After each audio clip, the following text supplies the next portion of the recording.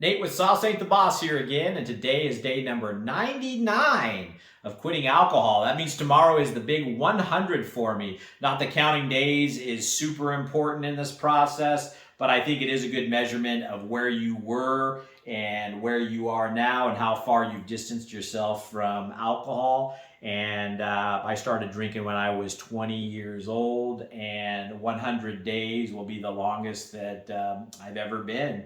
And I'm 44 now, so that's 24 years of drinking.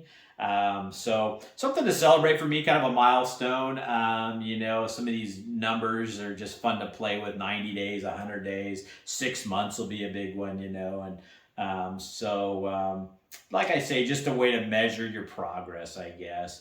But today I wanted to talk about something that messes a lot of people up on this journey of quitting alcohol. And that's the notion that you can somehow, at some point, go back to drinking and moderate it or have the occasional drink. You might have the thought, okay, I've been away from alcohol now a year or 2 years, 6 months, whatever it is. And you think that, I can be an occasional drinker now. I've proven to myself I can go a year, so therefore alcohol is not a big deal for me anymore.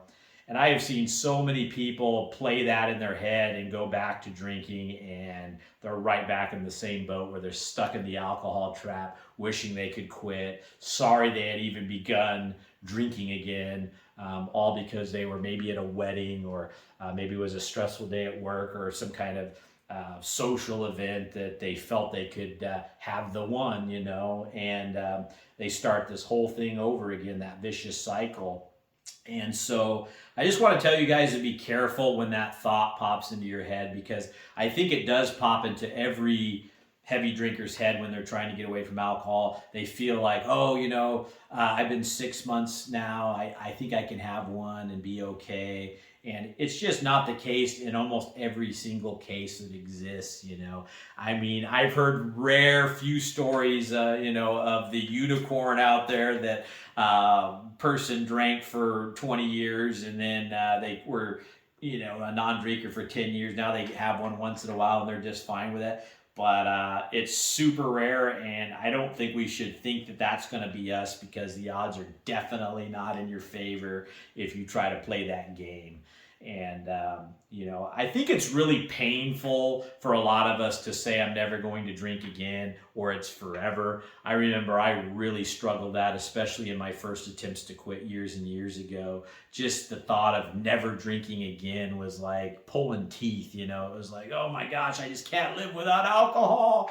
And I get it, when you're that wrapped up in it. And so maybe you don't tell yourself forever, you just start the journey. And that's why a lot of people say, it's one day at a time. I get that mindset and why people go that route. But I think that all of us drinkers that have been, for lack of a better term, addicted to it or couldn't control our drinking, have this desire or notion in our head that wouldn't it be nice if we could just be the occasional drinker that only drinks at special occasions or has the odd one every once in a while and can control it. I think if you're in the boat that I'm in and watching these videos, you've already come to the realization that you probably can't control your drinking. So why, just because you've distanced yourself away from it for a year, 6 months, or 2 years, whatever distance in time you think you've done now that's going to allow you to just have an occasional one, makes you think that that's going to stick and be okay and you're not going to end up in your old ways again. I proved to myself, and that's why I came to the realization that I could never moderate my drinking, or I couldn't have just the occasional one, because I proved to myself over and over again in all my 100 plus attempts to quit in the past. And I'll just drink on the weekends, or I'll just drink at special occasions, or just this or just that. Not one of those ever worked for me. And I have a good hunch that probably that won't work for you either. But what they say, mess around and find out. I mean, that's up to you, but everybody lives their own life. And I learned through the school of hard knocks, though, for me, that's just not a way I can go. And But that sneaky little devil thought pops into your head, at different points in this journey that, oh, I'm 6 months in, or oh, I'm a year in, I can just have one, and, it's like, that's been your drug of choice, right? Alcohol or was my drug of choice. And is it a good idea to have just a little bit of that drug that you've proven that you can't control? Would it be a good idea for a heroin addict that'd been clean for a couple of years? Oh, I'm just going to have a little bit of heroin, Bad idea.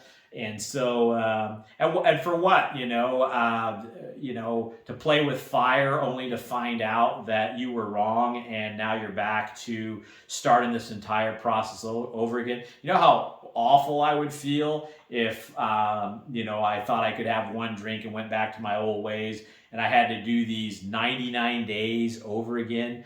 I was thinking today about how, that first month was rough and the second month was easier. But, it's like the first 90 days, first month's really the roughest, I think. But, it gets easier and easier. But there's a reason why that 90-day, 100-day number is kind of a benchmark. And it's because you start to realize all the good things and positive things that are happening in your life because you've gone 3 months, 100 days without alcohol, and you start realizing just how much better life is at that stage without alcohol. You kind of miss it or pine after it a little bit more in the beginning, but then as it gets easier and easier and all the wonderful things start happening because you've quit, you start to see that more and more and more. And I mentioned to one of you viewers in a comment that it's kind of like where I'm at now, looking in the rearview mirror